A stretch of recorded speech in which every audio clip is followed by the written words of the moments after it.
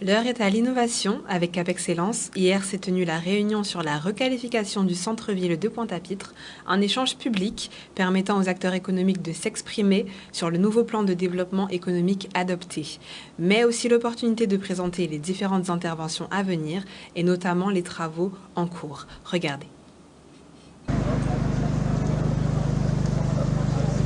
Eh bien, je vous souhaite vraiment une chaleureuse bienvenue pour échanger et débattre sur ces problématiques connues au centre-ville de Pointe-à-Pitre. Aujourd'hui, avec des techniciens, avec le cabinet qui a fait une étude préalable, avec la population, avec les commerçants et toutes les forces vives de Pointe-à-Pitre, nous sommes ici réunis pour faire en sorte que nous accrochions bien à ce projet qui en fait n'est plus un projet puisque les travaux vont commencer au courant du mois de juin, vont durer 14 mois et coûteront presque 3 millions d'euros. Cette problématique qui est posée par l'entrée de la rue Lamartine, elle risque de se poser de façon désagréable si demain il n'est pas fait quelque chose. Oui, c'est une très bonne initiative, surtout que ça fait un petit moment qu'on attendait de tels projets. Alors de tels projets ne vont pas se faire du jour au lendemain.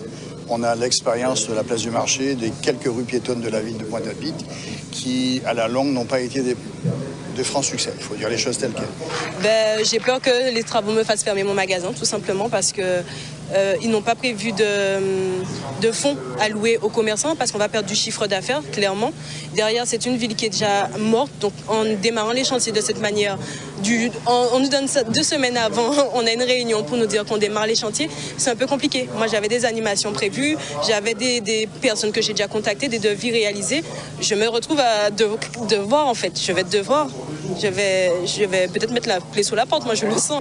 Le rehaussement de la chaussée, vous avez eu 8 mois d'arrêt de travaux. Ça devait durer combien de temps? Combien de temps ça a duré finalement? Donc vous avez des impondérables qui ont coûté énormément.